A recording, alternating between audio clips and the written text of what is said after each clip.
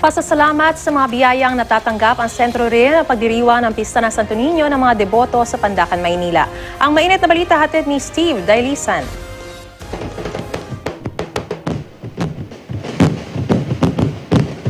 Masigla, makulay at puno ng saya mga deboto ng Santo Niño de Pandacan dito sa Maynila. Kanya-kanyang bida ng mga imahen, lalo't kapag itinataas ang Santo Niño, mas marami raw pagpapalang matatanggap.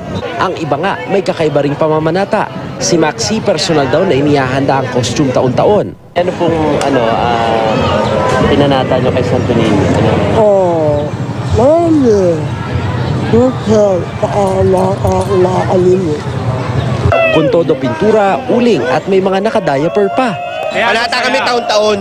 Hindi naman para sa amin, para sa pamilya. Para sa Senyor Santo Niño! Nakaugat ng araw ang pamamanata at pasasalamat ng mga taga rito kahit pa yung mga nang ibang bayan na. Kaya para tuloy ang kasiyahan, maghapon ang selebrasyon at parada. Ang mag-asawang Lumbiano na kapwa 91 years old at lumipat na sa Cavite, detungkod man at hirap maglakad, di raw paaawat sa taus-pusong pasasalamat sa mga biyayang natanggap. At ang 10 anak daw nila ang magpapatuloy din ng tradisyon ng pamilya. Sa Panginoon na magbigay tayo lakas ng katawan natin, lakas na loob, di ba?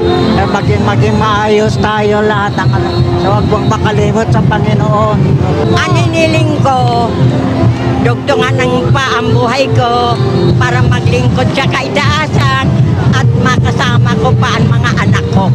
Ang aral ng pagmamahal ng anak sa magulang ang isa sa dapat isabuhay ng mga deboto ayon sa kura paroko ng simbahan. At sa kabila ng mga pagsubok sa bansa, isang bagay daw ang di dapat mawala. Lalo na ngayon maraming bata sa lansangan na dapat bigyang pansin, lalo na ang paghubog at pag-aaral. Steve Dailisan, GMA News.